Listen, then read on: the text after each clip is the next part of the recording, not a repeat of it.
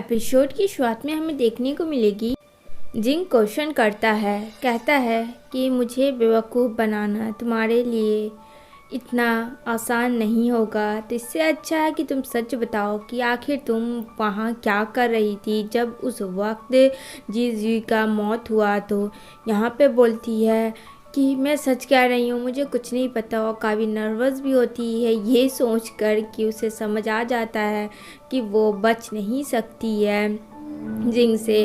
और यहाँ पे फिर से उसकी सुपरनेचुरल पावर्स आने लगती है और देखती है कि वो नींद में सो रही है रात में अपने घर पर, और उसकी नींद सडनली ओपन होती है और वो एकदम साइलेंट मोड में चली जाती है। जैसा कि आपको पता है सब कुछ रुक जाती है, तभी वो अपना कान में ईयरफोन लगाती है और उसे घबराहट महसूस होता है, कहती है सफिकेशन होता है। तभी वो बाहर इंजॉय करने अपना जा रही होती है ताकि उसे थोड़ा फ्रेश हवा मिल सके। और यहाँ पे देखती है उसे कुछ स्मेल आ रही होती है काफ़ी दूर से, जो कि ऑलरेडी वो कैच कर सकती है वो सारी स्मेल्स की। वो बहुत डर जाती है क्योंकि कुछ गुंडे ड्रग्स करके जा रहे होते हैं। वो जल्दी एक ट्री पे बने हुए घर के ऊपर चढ़ने की कोशिश करती है ताकि वो वहाँ पे छुप जाए और ये चीज़ किसी को भी ना पता चले। वो जल्दी से इधर उधर देखे बिना उस ट्री के ऊपर चढ़ जाती है और उस ट्री के ऊपर बैठकर शांत उससे रिलैक्स फील होती है। और ये सब जो हमारा जिंग था उसने पहले ही ये सब पता कर लिया होता है। कहता है अच्छा तो तुम वहाँ क्या कर रही थी इतनी मॉर्निंग, क्योंकि जब वो जा रहा था तो उसे सीमेंट की कुछ मिट्टियाँ नीचे दिखने को मिली। तो सीमेंट को वो टच करता है जो कि लग रहा था कि वो पानी टाइप का है। वो उसे लिक्विड फॉर्म में उठाता है, उसे टेस्ट करने भेज देता है। तभी वो उसी ट्री पे देखता है जो कि पहले ही म्याम उस पर चढ़ चुकी थी। वो भी वहाँ चढ़ता है और देखता है कि शायद कुछ मिल जाए। तो वहाँ फुटप्रिंट होते हैं शूज़ के, जो कि कोई लड़का नहीं लड़की के, ये आराम से अंदाज़ा जिंग लगा चुका होता है। जिंग ये सब कहता है कि यानी कि वो सीमेंट तुम्हारा था, मैंने ऑलरेडी उसे लाइब्रेरी में भेज दिया था उसे टेस्ट करने के लिए शूज़ का, जिसका नंबर 8 होता है, वो मियाँ का ही शूज़ था। और यहाँ पे सारी चीज़ जिंग बता रहा होता है मियाँ को। और यहाँ पे कि कहती है सर आपको कोई बुला रहा है। तो यहाँ पे मियाँ को बोलता है उसे जाने दो। इधर देखने को मिलेगा यहाँ पे जो होती है गुशी, वो लोग सब मिलके डिसाइड कर रहे होते हैं क्या वो एविडेंस है, यानी कि लूडो भी साथ में होता है जो कि लीडर होता है सबका, और कि मियाँ उसमें शामिल है, इन्वॉल्व है या उसने कुछ देखा है। लेकिन जबकि ऐसा कुछ भी नहीं था। मियाँ अपना बैग ओपन कर रही होती है तो उसके भाई की डायरी होती है जो उसके डैड ने उसे दिया होता है, और वो उसे ओपन करती है। उसमें लिखा होता है कि वो उसके भाई की डायरी कि वो ज़रूर आएगा एक दिन वापस। तभी उसके अंकल आ जाते हैं और यहाँ पे जो सबके सीनियर होते हैं, सीनियर मेजर, उसे कहते हैं बार बार तुम अपने भाई की लिखी हुई डायरी को क्यों पढ़ती हो, हाँ क्यों तुम उसके कातिल को खोजने के लिए लगी हुई हो। हम सब है ना, हम सब तुम्हारे भाई के कातिल को ढूंढ लेंगे। क्या जोजो को तुम जानती हो, उसके पीछे तुम पड़ी हुई थी, पता है ना उसकी डेथ हो चुकी है, तुम्हारी जान को भी खतरा, क्यों नहीं तुम समझती ये सब बात। इधर वो वहाँ से उठ के चली जाती है कि कौन अंकल की बकबक सुनेगी। यहाँ पे जिंग पानी ले रहा होता है, तभी यहाँ पे मियाँ आती है और कहती है थैंक यू, बट वो उसे नहीं देखता है। यहाँ पे अगेन वो मुंह बना के कहती है थैंक यू सो मच। तो यहाँ पे बोलता है जी किस बात के लिए थैंक्स, ज़रा ये भी बताओगी तुम। तो कहती है तुमने मुझे प्रोटेक्ट किया और उन सब स्टेशनों से मुझे बाहर निकाला जो कि वाहियात घटिया स्टेशन था तुम्हारा। यहाँ पे बोलता है अच्छा, तो मैंने जैसा प्रॉमिस किया था वैसे ही किया, मुझे पता है। वैसे तुम बता सकती हो जब तुम हमेशा जीजो के घर जाती थी उसके शॉप पर, तुम्हारा जो कि बगल में ही है, तो कभी तुमने कुछ ऐसा नोटिस किया। तो बोलती है हाँ, मैं हमेशा मॉर्निंग जब भी जाती थी तभी उसको एक चैटिंग देखती थी करते हुए। जाहिर सी बात है वो अपनी लवर से कर रहा था जो कि बहुत खुश रहता था और काफ़ी अच्छे ड्रेस में भी करता था। मैंने ये एब्जॉर्व किया है, वो अपने पावर नेचुरल से यूज़ करके उसे सारी चीज़ें बताती है जो उसने देखा और स्मेल क्या होता है। यहाँ पे बोलता है उसके इंफॉर्मेशन देने के लिए थैंक यू। मैं तुम्हारा करता हूँ। कहती है इसमें थैंक यू से कौन सी बात है। तभी फिर से उसकी सुपर नेचुरल पावर आने लगती है और उसे फिर से सफिकेशन फील होता है। कहती है मैं वॉशरूम से आ रही हूँ। यहाँ पे वो चली जाती है। यहाँ पे देखता है जिंग सडनली से क्या हो गया। वो अपना फेस वॉशरूम में वॉश कर रही होती है।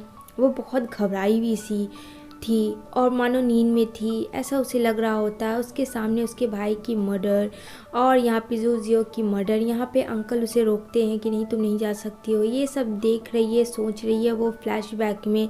तभी सडनली पानी रुक जाती है। वो पलट के देखती है कि सडनली पानी कैसे रुक गया। तभी वहाँ पे जिंग आता है और जिंग उसे देखता है, कहता है तुम ठीक तो हो ना। तो बोलती हाँ मैं ठीक हूँ। तो कहता है तो फिर इतनी नर्वस क्यों हो गई थी तुम, क्या छुपा रही हो तुम मुझसे। कहती है ऐसी कोई बात नहीं है। वो टिश्यू पेपर देता है। वो टिश्यू पेपर से अपना फेस वॉश करती है। कहती है क्या तुम मुझे ईयरफोन दे सकते हो। तभी वो ईयरफोन उसे देता है और उसके कानों में वो प्यार से लगाता है। और यहाँ पे ये प्यारी बड़ी नज़रों से मियाँ मियाँ देख रही होती है कि वो कितना उसका केयर कर रहा है या प्रोटेक्ट कर रहा है, कहीं इसके पीछे साजिश तो नहीं है। वो अपने शैडो पे चल रही होती है। तो यहाँ पे वो बोलता है जिंग कि ये तुम क्या कर रही हो। तो यहाँ पे बोलती है पता है तुम्हें ये जो मेरा शैडो है ना कभी मेरा पीछा नहीं छोड़ता, मुझे हर वक्त परेशान करके रखा है। यहाँ पे हल्की सी मुस्कान आती है जिंग के फेस पे और उछलती कूदती फांती भी चली आती है और यहाँ पे बोलती है कि मैं अपना ख्याल रख सकती हूँ, तुम जाओ। तो कहता है रुको मैं तुम्हें कुछ देना चाहता हूँ। तभी वो लॉलीपॉप निकालता है। इसे देख के वो काफ़ी खुश तो होती है पर जैसे ही लेने लगती है लेकिन यहाँ पे वो टॉफ़ी हटा देता है। तो यहाँ पे बोलती है जब तुमने मुझसे प्रॉमिस किया कि मुझे तुम ये दोगे लॉलीपॉप तो फिर क्यों हटा रहे हो। तो यहाँ पे कहता है एक शर्त पे दूंगा, तुम एक स्कूल स्टूडेंट हो और तुम 20 से क्लास छोड़कर कभी भी गायब नहीं होगी, कोई भी मर्डर केस में इन्वॉल्व तुम नहीं होगी। क्योंकि यहाँ पे पता चलता है यांग मिंग जो है वो एक स्कूल स्टूडेंट है और यहाँ पे वो जो डिटेक्टिव जिंग है वो सीनियर है। कहती है ठीक है। वो चली जाती है। वो उसे पलट कर देखती है। यहाँ पे देखती है जिंग जा चुका होता है। इधर नेक्स्ट मॉर्निंग मैसेज देखती है जियो जी के चैट का कि शायद कुछ भी क्लू मिल जाए। तो यहाँ पे जी शिंग और गुशी सब लोग देख रहे होते हैं। तो कहते हैं सर मुझे कुछ नोटिस मिला है। यहाँ पे आप देखिए एक चैट बार बार किया गया है और यहाँ पे वैसे बहुत सारे इमोजी चैट है और उससे एक पिक्स मिलती है ग्रुपिंग पिक्स जो सभी लड़के और लड़कियां की होती है। तभी एक लड़की पे डाउट होता है जिंग को। तो वो किंग को लेके जाता है उसके पास। कहती मुझे सुनकर बहुत अफसोस हुआ कि वो अब इस दुनिया में नहीं है, लेकिन मेरी गलती नहीं है। लेकिन हम दोनों सिर्फ एक फ्रेंड थे, उसने ऐसा वैसा कुछ भी मुझसे शेयर कभी नहीं किया और हम लोग ग्रुप में साथ में फ़ोटो भी थे। यहाँ पे जिंग बोलता है क्या तुम्हें कुछ और याद है। उसे समझ में आ जाता है कि ये वो कातिल नहीं है। वहाँ से वो चला जाता है। इधर फ़ोटोज़ को देखता है। सारे वहाँ पे ग्रुप के लोग रहते हैं यानी टीम, वो सब देख रही होती है। तभी यहाँ पे पूछता है किन से कि उसकी नेल कैसी थी। तो उस बताती है कि उसकी नेल तो अच्छी खासी थी। तो यहाँ पे कहते हैं यानी कि उसकी नेल की हुई थी मैनिक्योर, यानी कि वो कातिल नहीं हो सकती है, मुझे दूसरा एविडेंस ढूंढना होगा। तभी ये कार से बाहर जा रहा होता है अपने काम से। तभी यहाँ पे मियाँ मियाँ अपने स्कूल के ड्रेस में आती है और कहती है देखो मैंने तुम्हारा एक काम किया। तो कहता है कौन सा काम किया। पहले स्कूल जाओ। कहती है मैं स्कूल से 10 मिनट पहले ही आई हूँ, अभी टाइम है मेरे स्कूल में। ये लो ये बहुत सारे पेपर्स हैं जो मैंने अपने मेमोरी से याद करके कॉप्स का जितना भी था इसमें टाइम टेबल कौन आया कौन गया वो सब मैंने हाफ ईयर का किया। तो कहता है क्या इतनी जल्दी, क्योंकि उसे भी नहीं पता था फ़िलहाल कि जो कि मियाँ उसके पास काफ़ी सुपर नेचुरल पावर है। वो चुटकियों में स्मेल और अपनी आइज़ क्लोज करके पता कर सकती है कुछ भी कहीं का भी, चाहे वो कितना दूर हो। वो इससे एक काफ़ी हेल्प हो जाती है कि चलो उसमें बहुत सारे लोगों का नेम रहते हैं, एड्रेस रहते हैं, शायद उनसे उनको कुछ हेल्प हो जाए। तो कहती है चलो अब थैंक यू बोलो। कहता है कि चुपचाप से अपनी क्लास में जाओ, लेट हो जाओगी समझी। कहती है ठीक है जा रही हूँ, चिल्लाओ मत ना। वो दौड़ के चली जाती है। इधर देखने को मिलेगा क्लास में फिर से उसे अपनी सुपर नेचुरल पावर्स याद आती हैं और वो वीक होती है कि वो अपने भाई को देखती है। और यहाँ पे उसका भाई कहता है मैं प्रॉमिस करता हूँ कि मैं तुम्हारे बर्थडे पे ज़रूर आऊँगा और मैं अभी कुछ दिनों के लिए जा रहा हूँ और एक सरप्राइज़ होगा, वो सरप्राइज़ तुम्हारे लिए सबसे बेस्ट होगा। तभी उसके अंकल यानी मियाँ मियाँ के बंद कर लेते हैं उससे, ताकि उसके भाई के मर्डर के बारे में उसे कुछ ना पता चले। ये सब वो सोच रही होती है, लेकिन अभी तक उसके भाई के मर्डर के कातिल का कोई भी राज नहीं पता चला होता है।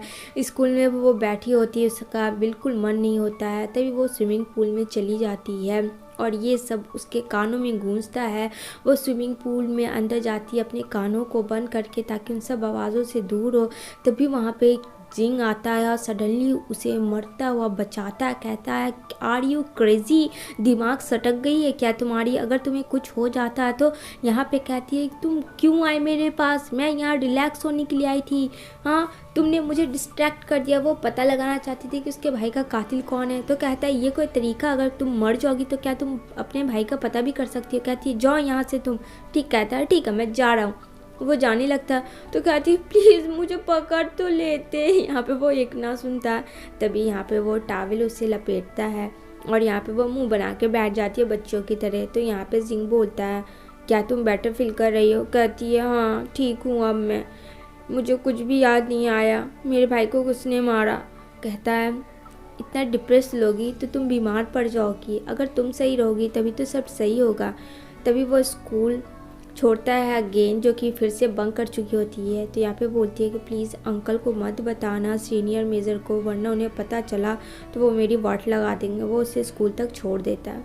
इधर देखने को मिलेगा एक फ्लैशबैक में, जो कि छोटा जिंग होता है और यहाँ पे उसके साथ मिया का भाई होता है, जो कि दोनों बेस्ट फ्रेंड होते हैं। और यहाँ पे बोलता है कि तुम यहाँ क्यों आया? तो यहाँ पे बोलता है कि मैं बस यहाँ रहना चाहता हूँ, मैं अपना काम ख़त्म कर लूँगा तब हटूँगा। क्यों, तुम्हें कोई प्रॉब्लम है? तो कहता है, जिंग मुझे क्या प्रॉब्लम है, तुम दोनों फ्रेंड मस्तियाँ कर रहे होते हैं, ये सारी चीज़ें वो सोच रहा होता है। नींद में जल्दी से उठ जाता है कि ये बार बार उसके ड्रीम में भी आता था, जो उसे बहुत सताता था कि उसके फ्रेंड की मौत कैसे हुई थी, और वो कोई और नहीं था, मिया का भाई था। इधर कोई चिप्स खा रहा होता है जिससे एलर्जी होती है मिया को, और फिर से उसे वो मना करती है, बट वो खाया जाता है उसे चिढ़ाने के लिए। उसे बहुत ऑड सा फील होता है और उसकी सुपर नेचुरल पावर्स वापस आने लगती है। तभी क्लास की टीचर उसे स्टैंड अप करके बताती कि बताओ मैंने ये जो पढ़ाया। तो वो अपनी आइज़ क्लोज करके यूँ सडनली बजा देती है टीचर की बैंड और कहती है, बार बार ईयरफोन लगाना अलाउ नहीं है, समझ में आई तुम्हें मिया मेरी बात? मैं तुम्हें कितनी बार समझाऊँ, निकल जाओ यहाँ से। वो बहुत ज़्यादा वीक हो रही होती है जब सुपर नेचुरल पावर्स का यूज़ होता है। तो इधर जिंग पता कर रहा होता है। तभी उसे में से एक एविडेंस मिलती है लड़की, जो कि बार बार एक अलग से इमोजी भेजा जाता था जियो को। तभी कहता है, इसका एड्रेस निकालो, और यहाँ पे उस दूरबीन से देखता है तो उसे समझ में आ जाता है ज़रूर यहाँ पे वो उसे देखता होगा। तुरंत निकल पड़ता अपनी टीम के साथ एक घर और नॉक करता है, और दरवाज़ा यहाँ पे खोलती है एक लड़की, जो कि काफ़ी डरी और घबराई हुई सी होती है। यहाँ पे बोलती है, तुम सब कौन हो? तो यहाँ पे वो लोग कहते हैं, हम लोग क्रिमिनल इन्वेस्टिगेशन टीम से आए हैं, तुम्हें हमें साथ चलना होगा। तभी वो जा रही होती है, यहाँ मिया मिल जाती है, जो कि अगली बिल्डिंग में ही रहती थी।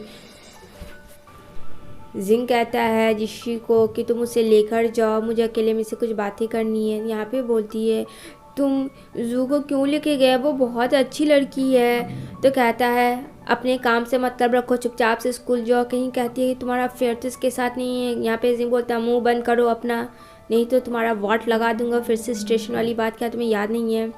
इधर जिंग की आइज़ टिक चुकी होती है जू पे, और जू को वो देखती है, वो बहुत डरी घबराई सी रहती है। वो पानी पी रही होती है और पूछती है कि आप लोग मुझे यहाँ क्यों लाए? यहाँ पे जिंग बोलता है, जियो जी के बारे में क्या तुम बताना चाहोगी, वो कौन था? तो कहती है, कोई नहीं था। तो यहाँ पे बोलता है, जब कोई नहीं था तो तुम्हारा फ़ोटोज़ के साथ क्या कर रहा हो ये चैट? तो यहाँ पे बोलती है, बस मुझे शॉकिंग है फ़ोटो का, ग्रुप का, इस वजह से मैं ग्रुप फ़ोटो में सबके साथ शामिल हो जाती है।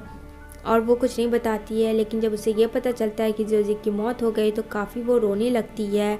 तो यहाँ पे बोलती है, गुशी अब क्या तुम कुछ बताना चाहोगी कि तुम्हारा क्या उसके साथ रिलेशन था? तो वो रोने लगती है और कहती है कि हम दोनों कांटेक्ट में थे, लेकिन हम लोग ज़्यादा मिलते नहीं थे। वो कहता था ये बहुत डेंजर होगा, तुम मुझसे मिला मत करो, बस हम लोग चैटिंग के थ्रू बात करेंगे, वो भी अलग टाइप का, उन लोगों का कोड लैंग्वेज होता है। अगर ये पता किसी और को चल गया तो तुम्हारे जान को खतरा है। तो कहती है मुझे रेस्टरूम यूज़ करना है। यहाँ पे जाके वो काफ़ी रोती है और ये सब कैप्चर सीसी कैमरे में हो रहा होता है। इसी के साथ गाइस ये एपिसोड एंड होती है। वीडियो अच्छी लगे तो सब्सक्राइब कर